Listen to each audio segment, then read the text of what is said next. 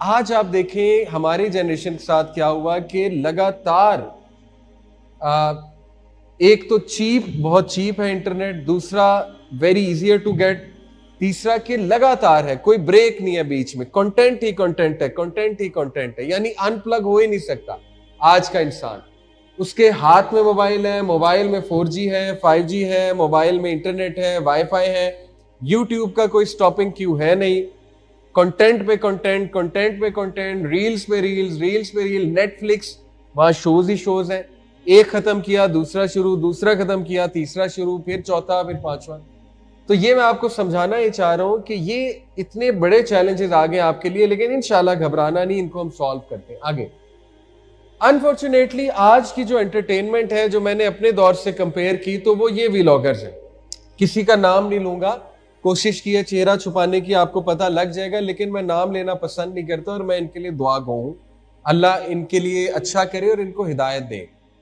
हमें अगर कोई बुरा काम कर रहा है, उस काम को बुरा कहना चाहिए, उस इंसान को नहीं, उसके लिए दुआ करनी चाहिए। बहरहाल ये टॉपिक्स आपके सामने है।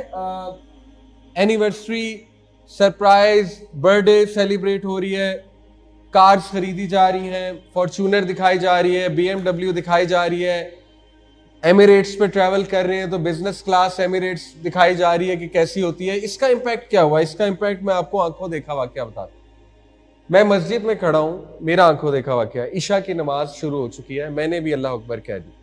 मेरे लेफ्ट पे 3 बच्चे खड़े, और अच्छी बात है, वो आते हैं मस्जिद में, 3 बच्चे हैं 9-10 साल के। वो क्या बात कर रहे हैं, नमाज शुरू हो गई है, वो बात ही कर रहे हैं कि पता है डक्की भाई ने फॉर्च्यूनर ली है, डक्की भाई ने पता नहीं कौन सी गाड़ी ली है, तूने उसकी गाड़ी चेक की है। नमाज शुरू हो चुकी है, वो बातें ये कर रहे हैं। पहले मेरा दिल किया 2 लगाऊं सलाम फेर के, फिर मैंने कहा नहीं, अपने बच्चे हैं, ऐसी मस्जिद से ना भाग जाए।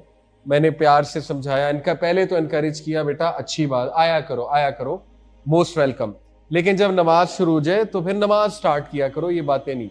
देखिए ये जो 9-10 ईयर के बच्चे हैं, अगर ये इतनी मटीरियलिस्टिक टॉक कर रहे हैं कार्स के बारे में, इन चीजों के बारे में, तो आप सोचें कि कितना गैप आ गया है। मैं जब 9-10 ईयर का था, हमारे हीरोज कौन थे, हमारे जो रोल मॉडल्स थे, या हम मोरालिटी की बात किया करते थे, मॉरल वैल्यूज की बात किया करते थे, अकवाले ज़री पढ़ा करते थे।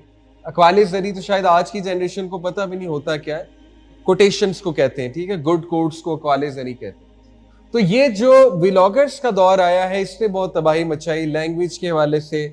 आपको पता है कि आजकल एक ट्रेंड है कि गेम लगी होती है पीछे, कोई तबसरा लगा होता है, कोई रोस्टिंग चल रही होती है किसी की, रोस्टिंग के साथ साथ गाली चल रही होती है, ठीक है, तो बड़ा क्विक कंटेंट चल रहा होता है और मिलियंस ऑफ व्यूज है। इनके आगे करते जाए, मैं दिखाता हूं, यानी यहां तक वीडियोस बनी है, यू विल बी अमेज। ये कोई है साहब, क्या नाम है इनका, नदीम नानी, आप सबको पता है, ठीक है। तो देखें what is he showing, again I pray for him, may अल्लाह गाइड हिम एंड मे अल्लाह make him do better things, लेकिन what is he showing, materialism, गाड़ी है, BMW दिखा रहा है, फिर कोर्सेज सेल हो रहे हैं, इसी तरह आगे कीजिएगा तो देखिए यहां तक, देखिए व्लॉग्स बनने लगे, प्रेगनेंसी रिपोर्ट, मतलब strip test, ultrasound, pregnancy report दिखाई जा रही है। फिर वो जो बच्चा पैदा हो रहा है, बच्चा नहीं है, वो कंटेंट है।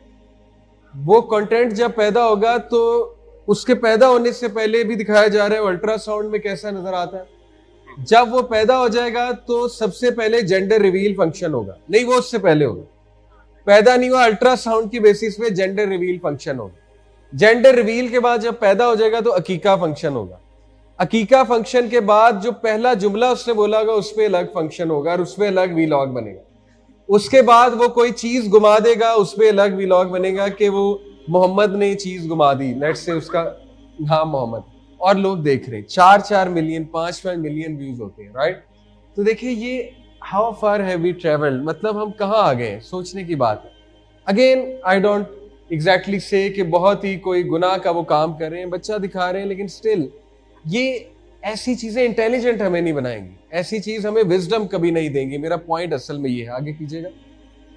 हमारे दौर के 3 फेमस शोज आपको बताता हूं। अंकल सरगम, आप कभी वैसे YouTube पे सर्च करना, शायद को कुछ क्लिप्स अंकल सरगम के मिल जाए। अंकल सरगम ये बीच वाले हैं, बीच वाले। आई थिंक ये फौत हो गए, अल्लाह इनको गरी के रहमत करे। बहरहाल ये सुबह सुबह इनका शो लगता था और उसमें ये इसको क्या कहते हैं जो इन्होंने, पपेटियर जी। तो ये इसको अपने हाथ में पहन के बड़ी अच्छी गुफ्तगू, कुछ मॉरल लेसन के ऊपर या कुछ मजे मजे की बातें जो आज आप सुनेंगे तो आप कहेंगे सिस्सी जोक्स हैं या लेम जोक्स हैं, लेकिन खैर हम इन चीजों से खुश हुआ करते थे। जो सबसे पहले पीछे कीजिएगा, जो सबसे पहले वो इशफाक अहमद रहीमाउल्लाह है। इशफाक अहमद का एक प्रोग्राम लगता था जाविया, अमेजिंग प्रोग्राम, विजडम की बातें, वाकयात, बड़े खूबसूरत वाकयात, अकवाले जरी, ठीक है, जिससे विजडम बिल्ट हो, जिससे कंपोजर आए, जिससे बंदा को पेशेंस सीखे, कोई लेसन ले, कोई मॉरल लेसन ले, राइट। तीसरे जो है वो तारिक अजीज, ये भी फौत हो गए रहीमहुल्लाह। तारिक अजीज शो पाकिस्तान का पहला गेम शो लगा करता था। तो ये मेरे दौर की एंटरटेनमेंट थी और ये हफ्ते बाद लगा करते थे। हफ्ते बाद फिर हमें पता होता था ब्रेक आ गई है। मेरे दौर में सिर्फ 2 चैनल थे, अगर किसी घर में डिश एंटीना नहीं होता था, डिश एंटीना तो बहुत महंगा था, पीटीवी और एसटीएन, दैट्स इट। और 12 बजे विल यू बिलीव इट बंद हो जाते थे।